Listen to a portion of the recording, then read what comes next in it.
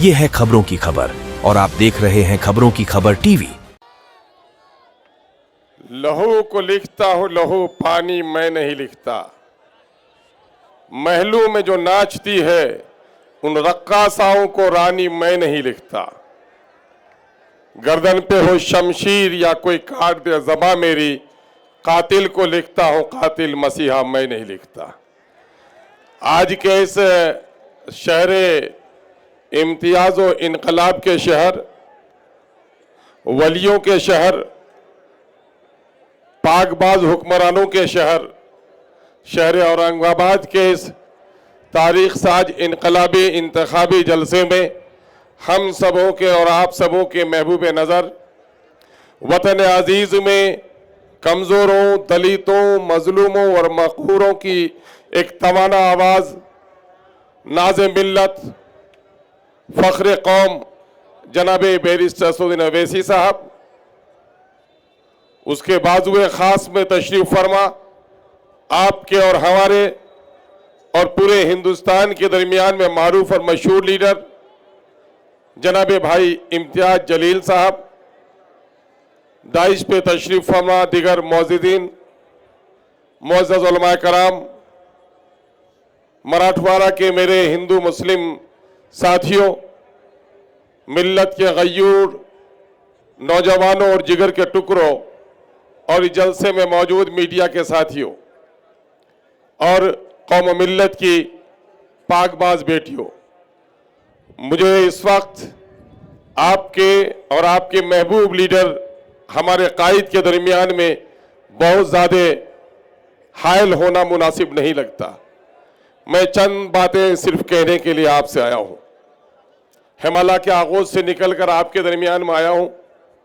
आपकी मोहब्बतों के सदक़े और आपके नूरानी आँखों की जो तमानत है और चेहरे की जो लकीरें हैं, और आज दिन को जो गलियों में गश्त करने का मौका मिला, माओ बहनों की दुआएं और चिलचिलाती धूप में नौजवानों का जो वलवला अंगेज इस्तकबाल देखा है, मुझे यकीन कामिल होने लगा है इंशाअल्लाह दूसरी बार भी आपका बेटा, आपका नेता इम्तियाज़ जलील साहब पार्लियामेंट में चुनकर जरूर जाएंगे।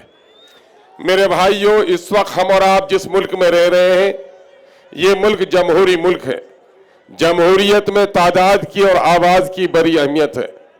जिस कौम की तादाद हो और उसको आवाज़ न हो, वो कौम मारी जाती है, और जिस कौम के पास आवाज़ हो और उसके पीछे तादाद न हो तो उसकी आवाज़ बेमाना साबित हो जाती है।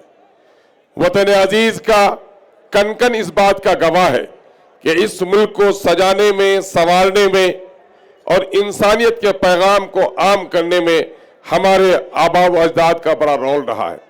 लेकिन इस तारीखी हकीकत से कोई इनकार नहीं कर सकता कि वतन अजीज़ में इस वक्त जो जिल्लत और रुसवाई मुझे हो रही है, मेरी मिल्लत के साथ हो रही है, मेरी बेटियों के और बहनों के साथ हो रही है, वो भी तारीख का एक हिस्सा है।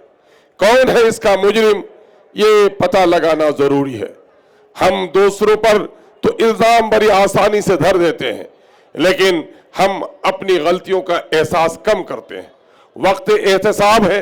मैं आपको दावत एहतसाब देता हूँ कि जिस वक्त इस मुल्क में मुसलमान फरमारवा थे, उस वक्त भी अक़लियत और अक्सियत का मामला था। दुनिया में इंसानी तादाद की गिनती कभी बेमाना साबित नहीं रही है, लेकिन मुसलमानों उस वक्त तादाद और भी कम थी, लेकिन मुसलमानों के अंदर में इस्तेदाद बहुत बेहतर थी। और आज हमारी तादाद है, हमने अपनी इस्तेदाद को कहीं न कहीं से गुम कर दिया है। ज़रूरत इस बात की है कि हम अपनी इस्तेदाद को तलाश करें कि हमारे अंदर में वो कौन सी खूबियाँ होनी चाहिए जो हमारा माजी लौट कर हमारे दरमियान में आए।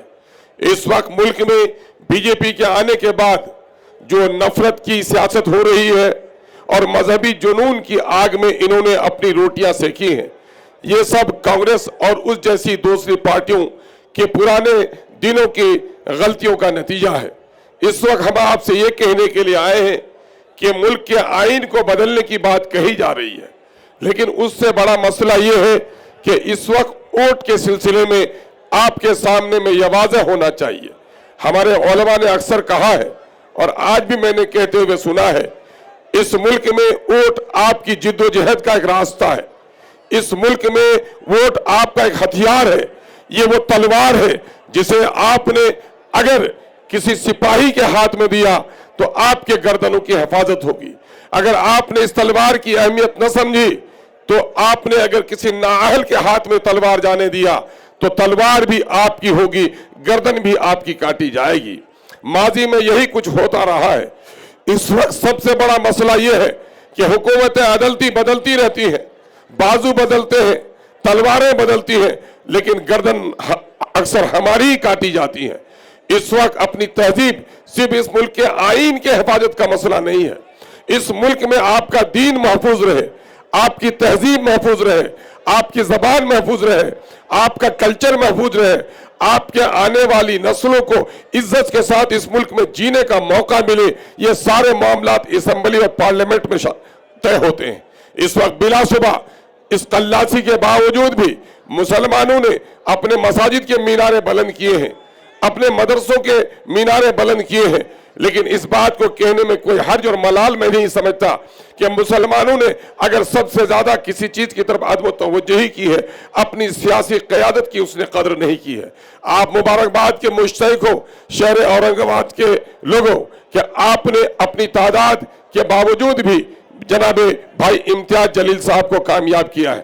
ہمیں فخر ہے اس بات پر کہ پارلیمنٹ کے لوک سبھا کے 543 لوگوں کے درمیان میں جب فخر ملت، نقیب ملت بیرسٹر اسدالدین کھڑے ہوتے ہیں تو یقیناً ہے کہ بہت سارے لوگوں کے دم دب جاتے ہیں۔ قانونی صلاحیت، برملا جواب دینے کا جو ملکہ اللہ نے دیا ہے وہ ادا کر رہے ہیں۔ دوسری فخر کی بات یہ ہے کہ سیاست اور صحافت کا بڑا گہرا رشتہ رہا ہے، اور اس وقت بھائی امتیاز جلیل صاحب کو اللہ تبارک تعالیٰ نے انہوں دونوں اوصاف حمیدہ سے نوازا ہے۔ ہمیں امید ہی نہیں، ہمیں پختہ اعتماد ہے کہ اس علاقے کے ہمارے جو دلت بھائی ہیں، ہمارے جو ونچت بھائی ہیں، ہم ان سے بھی آگرہ کرتے ہیں۔ ایک بات میں اپنے دلت اور ونچت بھائیوں سے کہنا چاہتا ہوں، مسلمان قسمیں کھا کر بات کرتا ہے، لیکن جب اپنے اللہ کی قسم کھا کر بات کہتا ہے اس بات کی صداقت اور اس بات کا وزن بڑھ جاتا ہے۔ میرے دلت بھائیوں، میرے ونچت بھائیوں، میرے اگھوڑی بھائیوں، میں آپ کو ایشور کی قسم کے ساتھ کہتا ہوں کہ آپ میرے بھائی ہو، خدا کی قسم آپ میرے بھائی ہو۔ آپ مجھے شاید نہیں پہچانتے، میرا قرآن میرا گرنتھ کہہ رہا ہے، میرے نبی نے کہا ہے کہ ایشور نے ایک ہی ماں اور ایک ہی باپ کو پیدا کیا، آدم اور حوا کی ہم اولاد ہیں، آپ کا اور ہمارا خون ایک ہے، مذہب الگ الگ ہو سکتا ہے، طور طریقے الگ ہو سکتے ہیں، لیکن آپ ہمارے بھائی ہو۔ آپ کے ساتھ جو ناانصافی ہوئی ہے اس ناانصافی کے لیے انصاف کی ضرورت ہے۔ دوسری ساری پارٹیاں لڑتی ہیں، اقتدار کے لیے لڑتی ہیں، وزارت کے لیے لڑتی ہیں، لیکن ایم اس ملک میں نیائے، عدل اور انصاف کے لیے دلتوں کو اچت استھان دینے کی لڑائی لڑتی ہیں۔ ہمیں امید ہی نہیں، ہمیں وشواس ہی نہیں، پورن وشواس ہے کہ دلت بھائیوں کو نیائے کے لیے اگر کل بھی مسلمانوں نے ساتھ دیا تھا، جس وقت بابا بھیم راؤ امبیڈکر کو سمویدھان سبھا میں بھیجنا تھا، تو آج بھی دلتوں کو انصاف دینے کے لیے کوئی آواز اٹھا سکتا ہے تو بیرسٹر اسدالدین آواز اٹھا سکتا ہے، امتیاز جلیل آواز اٹھا سکتا ہے۔ مجھے امید ہے آپ اس کا خیال رکھیں گے۔ بہت بہت شکریہ۔ السلام علیکم، آداب۔ آپ سے التجا کرتے ہوئے جاتا ہوں، پتنگ کا نشان آپ کی غیرت کا نشان، پتنگ کا نشان عدل و انصاف کا نشان، پتنگ کا نشان آپ کی نسلوں کے عزت و آبرو کا نشان ہے۔ اس کا خیال رکھنا آپ کی اور ہماری ذمہ داری ہے۔ سلام، آداب۔